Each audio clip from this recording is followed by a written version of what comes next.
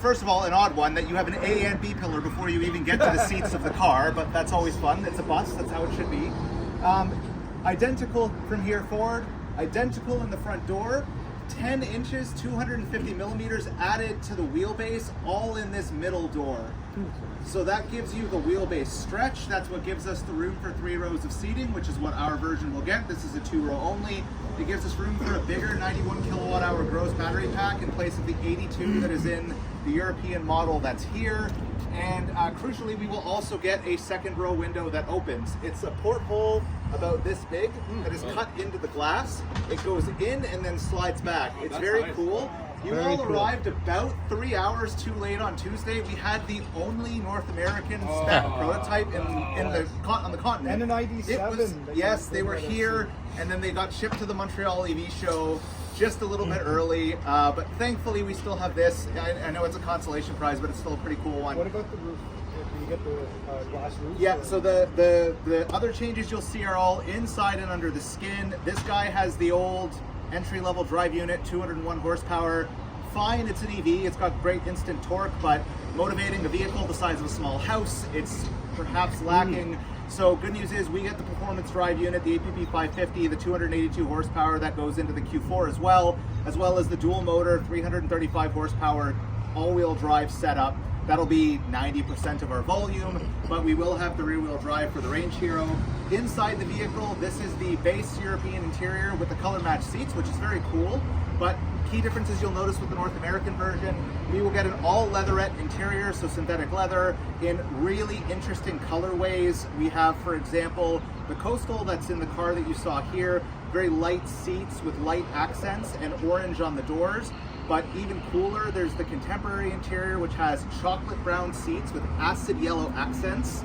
Sounds crazy, but works. Black headliner, black plastics, really dark, kind of moody interior. And then the out there one is what we're so far calling urban, but I think we're going to change that name to something that has a little bit less connotation around it. But that is going to be, and I'm not kidding here, dark blue upper dashboard door cards, raisin, like brown purple seats, and a black headliner. That one will also be really cool. So those are the 3 interiors we'll have. Most buzzes will be two-tone like you see here, and other, let's say, less brave automakers would put some big piece of plastic here to cover up the kind of sloppy blend line on the paint. No. These are hand masked at the plant, and there is a perfect paint seam on all of them, which is why we can't get 100% bicolor, because the paint shop can't work that fast. So most of them will be two-tone. You will see some single tones. This is the energetic orange. This will be available along with the yellow you see out back, the coastal blue, which is the other unit that was here the other day. We'll also get a red. We'll get some nice monochromatics, and one of my favorites, the bay leaf green, because every car should be green. That is my personal opinion. If you order an RS6 in any color other than green, I am judging you as a person. Okay, with that, that's the preamble. Just to cut off some of the questions, no, you can't fold the seats into the floor. Turns out it's hard to have stow and go seating when your floor is made of battery.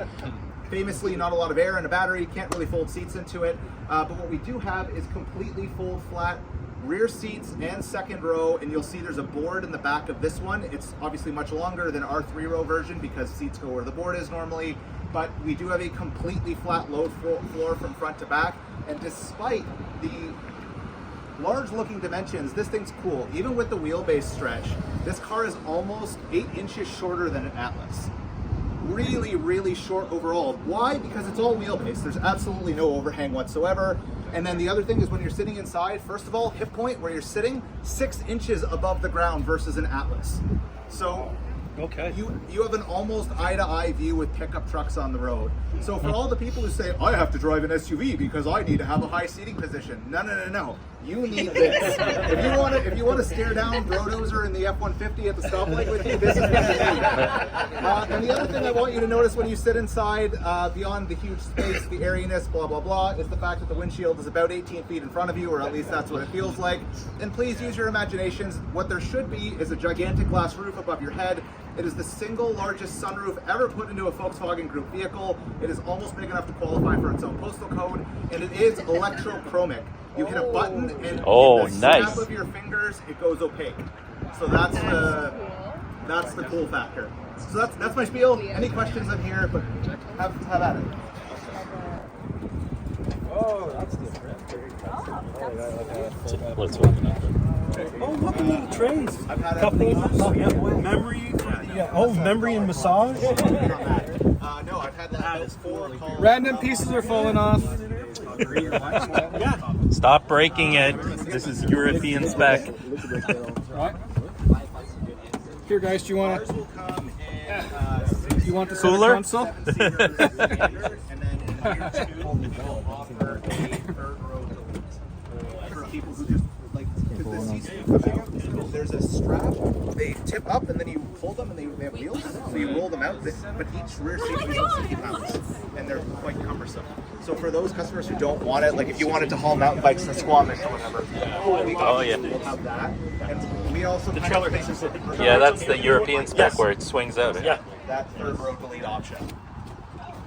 Yeah, that's No, the you hitch gotta down here, move guys. it back up yourself. When it Yeah. has the swivel hitch. Yeah. Yeah, we will get the swivel hitch. So this car will tow up to 3,500 pounds in the dual motor version. We will get the flip out hitch. Ours will, number 1, be a receiver, not a ball, as God intended, so you can put bike racks and stuff. The other reason you want a bike rack on the back of this is that look how high the bloody roof is. I don't care if you're 6'5", you're not getting a bike up there without real gymnastics.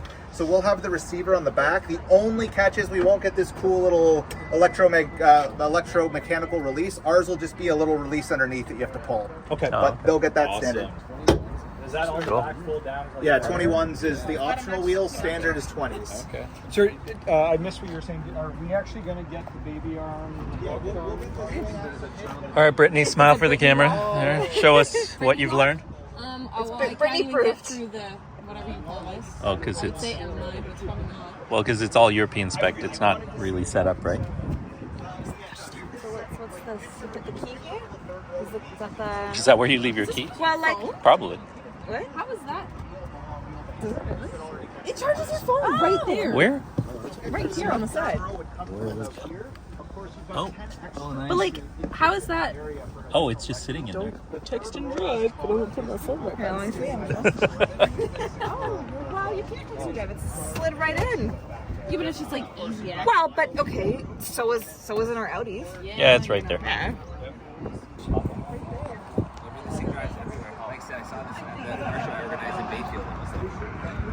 So, want one so bad? What'd you do? Oh, you did open it. There's your windshield washer fluid. Hood latch. And then There you go. At least they give you reasonable AC. Oh yeah, for sure. Like that's good luck checking a line, but they plug in.